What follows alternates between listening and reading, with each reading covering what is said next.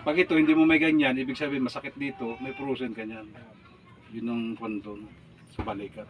Yan po yung iba meron eh. Kapag po yung babae yung balikat eh, hindi may taas. Oo, marami na. Tapilok. Yan, Mga pilay. ilang oras lang din yan. Isa pa nga yung naglalak. Ay, yung naglalak. Nakaano ka doon sa naglalak? Yung sa nakaganyan na.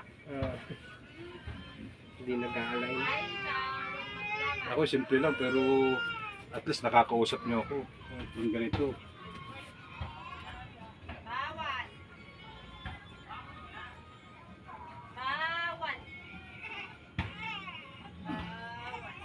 Tagilid ako.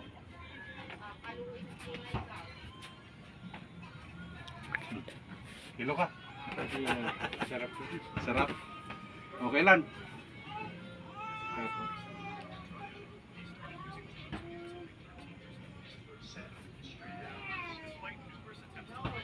Matigas-tigas din po.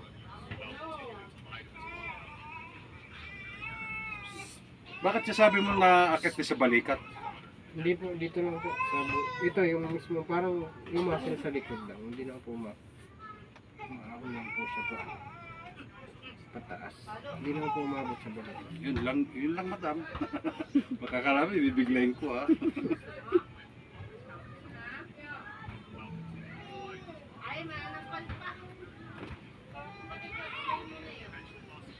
Yung may konting kwan lang. Are. Ilak mo lang boss. Ganun.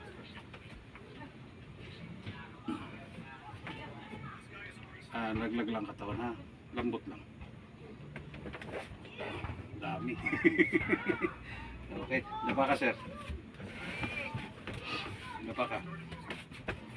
Ayaw ko naman ipakita ang katawan mo na nakahubad. Mas maganda nakadamit. Siyempre makita ng mga ibang ano hindi malang pinagdamit. Ito madam, pwede mo rin gawin. Kaso nga lang, sumakit din ang kamay mo. Pero wala na, naglakotok na kanina.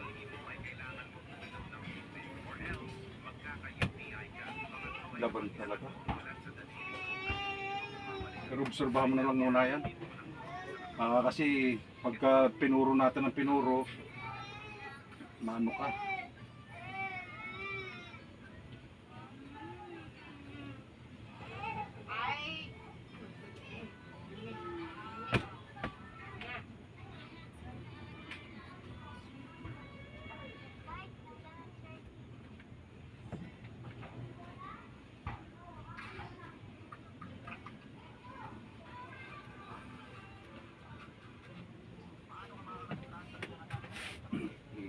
Ano mo kalagayan mo yan.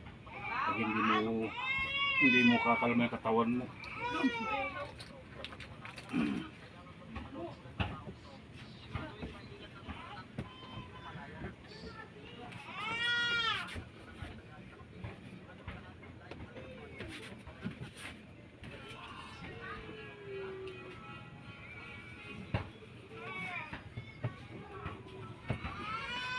Ito, pagka halimbawa sumakit yung ganito mo, yan, number 1 din ito. Pag nangalay yung dito sa may, ano mo kasi, pag umabot hanggang dito sa may tuhod, saka dito, nagkubli-kubli, sciatica na yun. Sciatica po ang kailangan doon. Yun ihirot talaga, yung sinasabi kong sciatica. Kapag halimbawa may pinisil tayo dito, na ugat, na masakit yun. Tapos ano, sir? Tiyaya ka na ulit. Yan. Tagilid dito sa akin. Yan, pagka ano, masanay ka na ha. Pag nagustuhan mo lang.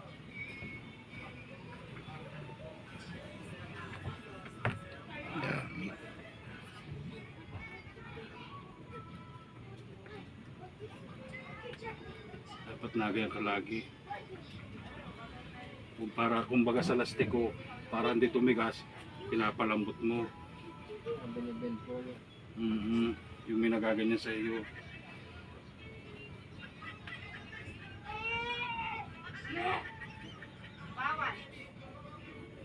Sige, sa kabila.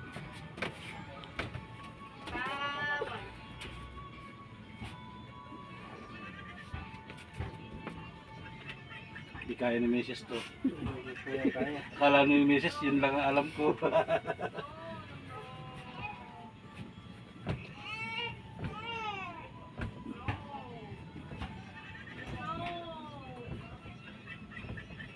Alam mo kung ang tawag dyan? Bullsetter. Sabi nila. Opo. Para sa akin, pag-uunat lang yan. Uunat ng buto.